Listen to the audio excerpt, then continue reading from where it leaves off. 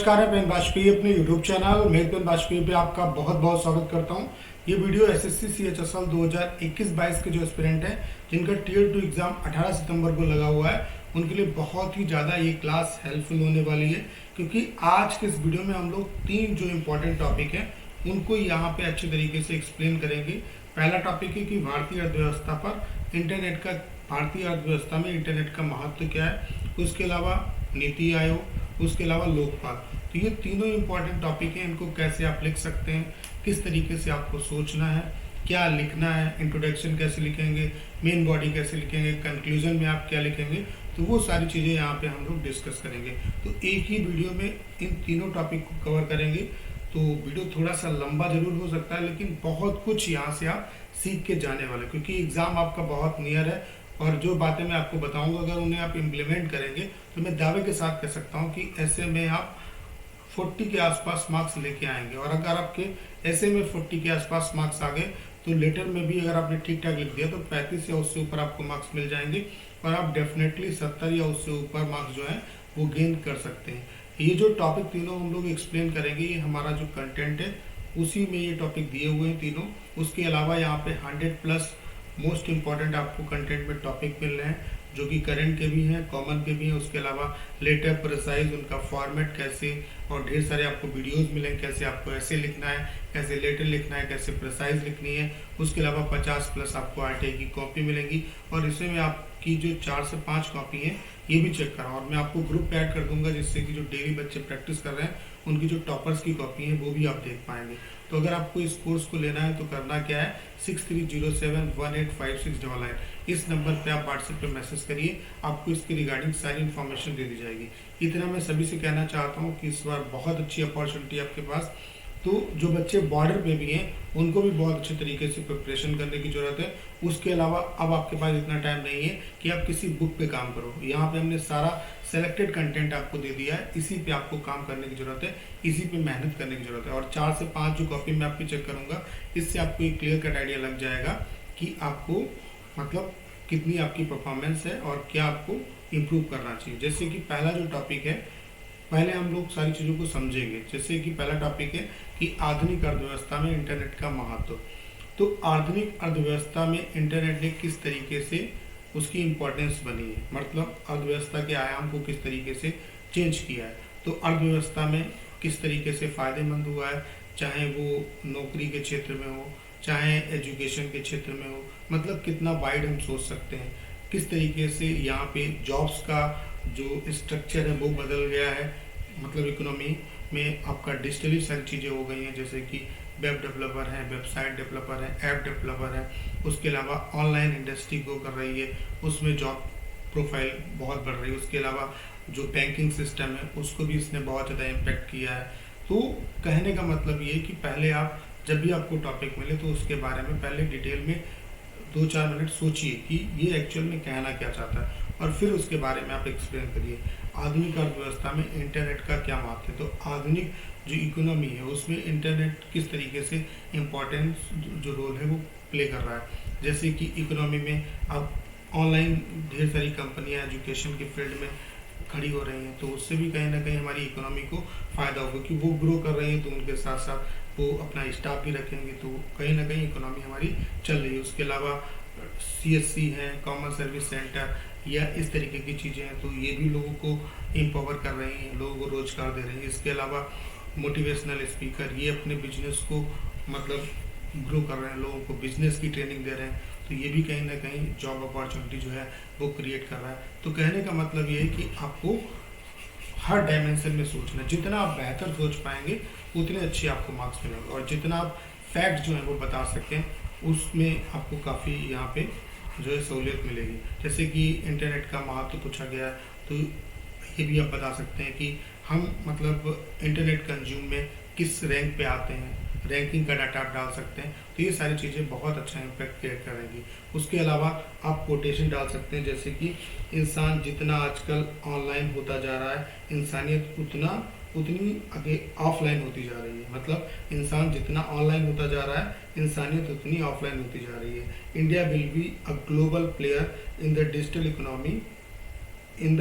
Economy super India will be a global player, India will be global player in the digital economy, ये सुंदर पिचाई ने कहा है। तो इस स्टेटमेंट से आप लोग शुरुआत कर सकते हो और बाद में जब कंक्लूड करोगे तो ये लिख सकते हो कि इंसान जितना ऑनलाइन हो रहा है उतना ही इंसानियत जो है वो ऑफलाइन हो रही है।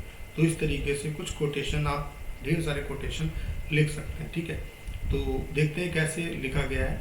इंटरनेट एक प्रणाली का संरचना है जिसके दुनिया भर, और ये जो कंटेंट हम दे रहे हैं आपको, इसमें टू द पॉइंट सारी चीज़ों को बताया गया है। 250 शब्दों में आपको लिखना है, तो 250 शब्द में ही एक्चुअल में यहाँ पे लिखा गया है। तो कितना बेहतर आप लिख सकते हो, तो इस कंटेंट से आप समझ सकते हो। तो ये जो कंटेंट मैं जो आपको पढ़ के सुना रहा हूँ, ये हमने हमारा जो कोर्स है उसी का कंटेंट, ये सारा कंटेंट आपको केवल 199 रुपीज़ में मैं दे रहा हूँ, ठीक है।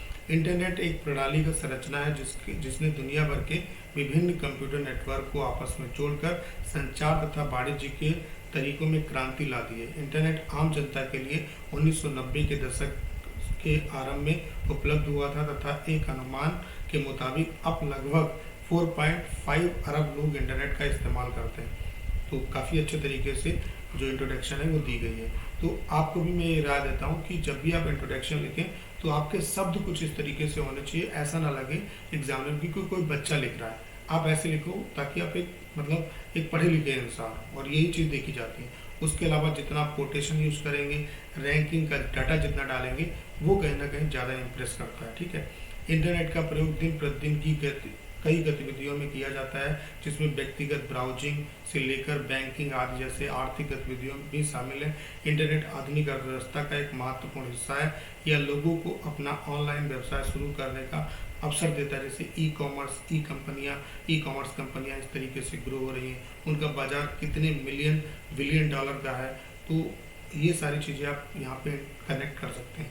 यहाँ तक कि अच्छी तरह से स्थापित व्यवसाय भी इंटरनेट की सहायता से अपना विस्तार कर रहे हैं। आज ई वाणिज्य कंपनियां सुदूर इलाकों में भी अपने उत्पाद बेच रही हैं। इन सभी गतिविधियों से रोजगार का सृजन हुआ है, क्योंकि जब व्यवसाय बढ़ता है तो अधिक श्रम बल की आवश्यकता पड़ती है। उसके अलावा आप इसके कॉन्स भी बता सकते हैं कि जो फिजिकल जो वर्क है लोगों का, उसको इसने कमी पहुंचाई है। तो वो किस में यूज करेंगे, सजेशन में यूज करेंगे। इंटरनेट ने ऑनलाइन शिक्षा तथा कई, जो मैंने आपको बताया अभी, तथा कई अन्य ऑनलाइन सेवाओं के माध्यम से भी रोजगार का सृजन किया है। इसके अतिरिक्त इसने अनावश्यक व्ययों को समाप्त करके व्यवसायों को और अधिक कार्यकुशल बनाया, जिससे लोगों को अधिक सस्ती दरों पर वस्तुएं मिल रही हैं। साथ ही इसने हमारे लिए संपूर्ण बैंकिंग प्रणाली को अधिक सुविधाजनक बना दिया है। निष्कर्ष के रूप में हम कह सकते हैं कि इंटरनेट ने देश की अर्थव्यवस्था में एक सकारात्मक ऊर्जा भरी है तथा निकट भविष्य में यह और सकारात्मक खबरें लाएगा। यदि किसी क्षेत्र को इंटरनेट से सर्वाधिक लाभ हुआ है तो वह निस्संदेह हमारी अर्थव्यवस्था है। तो कुछ इस तरीके से आपको लिखना है, आपको बुराई नहीं करनी है। तो एक बेस्ट एक्सप्लेनेशन ये हो सकता है, ठीक है। उसके अलावा इसमें कोटेशन वगैरह अगर आप डाल दोगे तो वो ज़्यादा अच्छा होगा, ठीक है। अब जैसे अगला टॉपिक है हमारा नीति आयोग। तो नीति आयोग के बारे में किस तरीके से लिखेंगे। सबसे पहले ये प्लानिंग कमीशन था, ठीक है। योजना आयोग के रूप में इसकी स्थापना हुई थी, कब हुई थी, किस उद्देश्य के साथ हुई थी, ये कितना सक्सेसफुल रहा, इसको क्यों बदलने की जरूरत पड़ी, बदलने के लिए जो बदला गया तो क्या लक्ष्य रखे गए, उसके अलावा कब इसका जो नाम है, उसके अलावा इसके वर्तमान में जो सीईओ हैं वो कौन है, जो चेंज हो चुके हैं, आपके उपाध्यक्ष कौन है, इसके जो अध्यक्ष हैं वो प्रधानमंत्री होते हैं। उसके अलावा जो नीति आयोग है इसका काम क्या होता है, तो ये सारी चीज़ें, और जो इसने लक्ष्य अपने निर्धारित किए हैं क्या उनको ये पा पाया नहीं पा पाया, तो ये सारी चीज़ें अगर आप यहाँ पे एक्सप्लेन करेंगे। देखिए इस वीडियो का पर्पज़ ये है, मैं आपको सिर्फ ये बताना चाहता हूँ कि आपको किस तरीके से चीज़ों को लिखना है, बाकी लिखना तो आपको रहेगा। और अब जो बचा हुआ टाइम है उसमें आप ज़्यादा से ज़्यादा प्रैक्टिस करो। आपको सिर्फ 2 काम करने हैं। एक तो आप सही कंटेंट पे काम करो, तो ये कंटेंट आपके लिए हेल्पफुल होगा।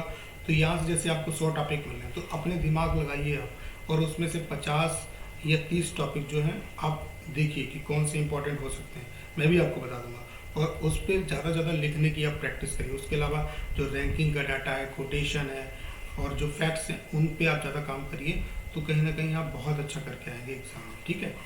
तो कहने का मतलब ये है कि मैं आपको सिर्फ इस वीडियो के थ्रू ये बताना चाहता हूँ कि कैसे आप लिखेंगे कैसे, ठीक है। तो लिखना स्टार्ट किया गया कि डॉक्टर अम्बेडकर ने कहा था कि अधिकारों को केंद्रित करना अविवेकपूर्ण कार्य होगा, क्योंकि शक्ति का विकेंद्रीकरण देश के लिए बेहद जरूरी है। हमारा देश विविधताओं का देश है, जहाँ विविध भाषा, जाति, धर्म तथा संप्रदाय, क्षेत्र और कला का सुंदर समन्वय देखने को मिलता है, जहाँ एक और सामाजिक, सांस्कृतिक एवं धार्मिक सशक्तिकरण के लिए ये विविधता के तत्व बेहद जरूरी हैं। वहीं कई बार ये विविधताएं कुछ लोगों या समूह विशेष के द्वारा जनमानस के बीच में कटुता एवं वैमनस्य के रूप में पेश की जाती हैं और समाज के बंटवारा का निर्धारण करने लगती हैं। जहाँ देश में राज्यों की परिस्थितियाँ अलग अलग हैं, वहीं प्रत्येक राज्य की मांगे भी परिस्थितियों एवं समाज के अनुसार बदलती रहती हैं। ऐसे में विकास का एक ऐसा रोड मैप तैयार करना जो प्रत्येक राज्य के लिए फलीभूत हो बेहद कठिन एवं चुनौतीपूर्ण है। स्वतंत्रता प्राप्ति के उपरांत पंडित जवाहरलाल नेहरू के प्रयासों से योजना आयोग का गठन किया गया एवं इस आयोग को यह जवाबदेही दी गई कि वह देश के लिए समृद्धि का पथ निर्धारित करे। इस बात में कोई संदेह नहीं कि पंचवर्षीय योजनाओं के माध्यम से इस आयोग ने विकास से लेकर समावेशी विकास तक, हेराल्ड डोमर मॉडल से लेकर पीसी महालनोबिस मॉडल तथा 1990 के उदारीकरण में अपनी भूमिका का निष्ठापूर्वक निर्वहन किया है। इसके बावजूद भी इस आयोग के कार्यों पर राज्यों के द्वारा कई बार संदेह की सुई दिखाई जा रही तथा आयोग पर योजना निर्माण में राज्यों के सुझाव की अनदेखी करने का आरोप लगाया जाता रहा है एवं यह आरोप वर्तमान प्रधानमंत्री के द्वारा राज्य का मुख्यमंत्री होते हुए स्वयं लगाया गया था। श्री नरेंद्र मोदी के प्रधानमंत्री बनते ही लाल किला की प्राचीर से योजना आयोग के स्थान पर नीति आयोग के गठन की घोषणा की गई तथा जल्द ही इस घोषणा को पूरा भी कर लिया गया। नीति आयोग का उद्देश्य कार्य एवं क्रिया प्रणाली को देखने से अनुमान लगाया जा रहा है कि यह आयोग निश्चित रूप से योजना निर्माण में राज्यों के मुख्यमंत्रियों की भूमिका को बढ़ाएगा तथा सहकारी संघवाद के लक्ष्य को पूरा करेगा। योजना निर्माण में निचले स्तर, ब्लॉक स्तर से लेकर उनकी समस्याओं को समझकर उनके द्वारा उनके अनुरूप नीति निर्माण की यह महत्वपूर्ण प्रक्रिया निश्चित रूप से नीतियों के निर्माण एवं क्रियान्वयन में अद्वितीय एवं अमूलचूल परिवर्तन कर सकती है। नीति आयोग ने अपने प्रस्तावित उद्देश्य में सशक्त राज्य ही सशक्त राष्ट्र का निर्माण कर सकता है का नारा दिया। अतः इस तथ्य की महत्ता को स्वीकार करते हुए संस्थान राज्यों के सतत आधार पर उनके सामर्थ्य के तथ्य को आधार बनाकर नीतियों का निर्माण करेगा एवं अपने अस्तित्व के महत्व को उजागर करेगा। साथ ही साथ इसमें उपस्थित गवर्निंग काउंसिल के माध्यम से भी राज्यों की अपेक्षाएं, आकांक्षाओं के तथ्यों को वास्तविकता के पटल पर मूर्त रूप प्रदान करने का आधार निर्मित करेगा तथा तुरंत विकास की चरम सीमा तक देश के राज्यों के साथ कदम से कदम मिलाता नजर आएगा। तो यहाँ पे आप क्या क्या यूज कर सकते हो, जैसे कि इसे सरकार के थिंक टैंक के रूप में भी देखा जाता है, ठीक है। उसके अलावा इसका मुख्यालय कहाँ पे है? दिल्ली में। इसके अध्यक्ष कौन होते हैं? प्रधानमंत्री। इसके जो CEO हैं वर्तमान में वो कौन से हैं? परमेश्वर अय्यर है, जबकि इससे पहले कौन थे? अमिताभ कांत थे, ठीक है। उपाध्यक्ष इस समय जो है वो सुमन बेरी हैं, उससे पहले कौन थे? राजीव कुमार थे। तो ये भी सारी चीजें फैक्ट में आप डाल सकते हो, ठीक है। तो उम्मीद करता हूँ कि ये चीज आप समझ पाए होंगे अच्छे तरीके से। अब बात कर लेते हैं लोकपाल की। तो लोकपाल में आप क्या लिखेंगे कि लोकपाल सबसे पहले कब आया, कब संसद में ये पास हुआ, इसकी क्या खूबियां हैं, किस तरीके से ये लाभ देगा, इसमें क्या कमी है, क्या लचक है, वर्तमान में हमारे लोकपाल कौन है, ठीक है। लोकपाल का एक्चुअल में मतलब क्या होता है? लोगों का मित्र, लोगों की भलाई करने वाला, लोगों के लिए काम करने वाला। तो इस तरीके से सारी चीज़ों को आप एक्सप्लेन कर सकते हैं। पहले उनकी अच्छाइयों को बताएंगे, लोकपाल का मतलब बताएंगे, फिर प्रोस बताएंगे, कॉन्स बताएंगे और फिर सजेशन में क्या लिखेंगे कि इस प्रणाली को अभी और ज़्यादा मजबूत और निष्पक्ष करने की जरूरत है, ताकि मतलब सही तरीके से चीज़ों को सुव्यवस्थित किया सके, क्योंकि कहीं ना कहीं अभी सरकार का इसमें कंट्रोल रहता है। तो क्या क्या चीज़ें हैं, क्या कमियां हैं, क्या सुधार उनमें करने की जरूरत है, तो वो सारी चीज़ें आपको एक्सप्लेन करनी है। तो किस तरीके से लिखा गया, चलिए मैं आपको दिखा देता हूँ। थोड़ा सा वीडियो लंबा जरूर हो सकता है, लेकिन नॉलेज आपको पूरी मिलेगी। वर्ष 2013 में भारत सरकार ने लोकपाल विधेयक पारित किया। इसके दायरे में जनप्रतिनिधि, नौकरशाह तथा कुछ शर्तों के साथ प्रधानमंत्री भी आते हैं। राज्य सरकारों को यह निर्देश दिया गया है कि वे अपने राज्यों में लोकपाल की तर्ज पर लोकायुक्त का गठन करें और अनेक राज्यों ने ऐसा कर दिया है। लोकपाल ऐसा कदम है जिससे भ्रष्टाचार पर अंकुश लगाया जा सकता है और हमारा देश काफी तरक्की कर सकता है। लगभग 50 वर्षों से लोकपाल को कानूनी रूप देने का प्रयास किया जा रहा था, लेकिन अन्ना हजारे के प्रयासों ने रंग लाया और सरकार को मजबूर होकर लोकपाल विधेयक पारित करना पड़ा।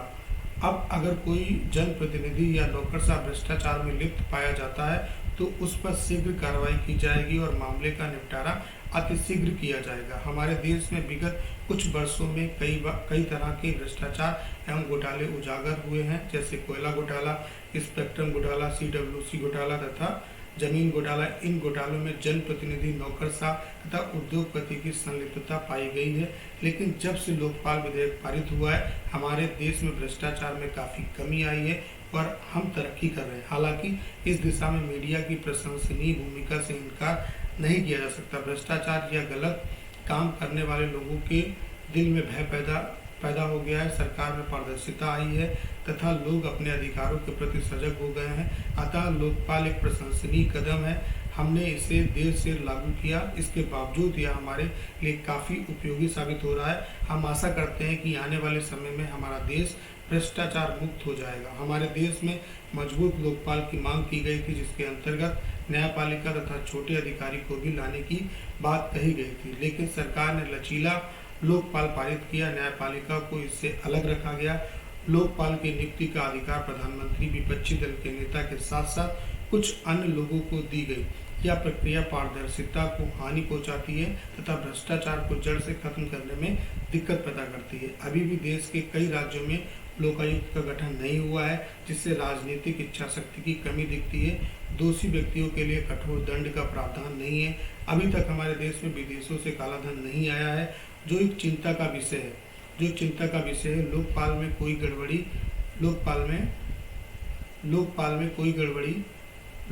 कोई गड़बड़ी होती है तो इसका निपटारा कौन करेगा, यह तय नहीं हुआ है। फिर भी कुछ नहीं से अच्छा कुछ होता है। सरकार के इस कदम का हमें प्रशंसा करनी चाहिए तथा लोकपाल को और सशक्त करने का प्रयास करना चाहिए। अगर लोकपाल के अधिकार को बढ़ाया जाता है तथा इसे दोषी व्यक्तियों को कठोर दंड देने का अधिकार दिया जाता है तो लोकपाल प्रभावी ढंग से काम करेगा और हमारा देश भ्रष्टाचार मुक्त हो जाएगा।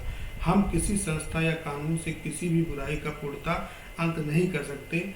आम लोगों में इच्छा शक्ति होनी चाहिए तथा सरकार में कठोर फैसला लेने का निश्चय होना चाहिए।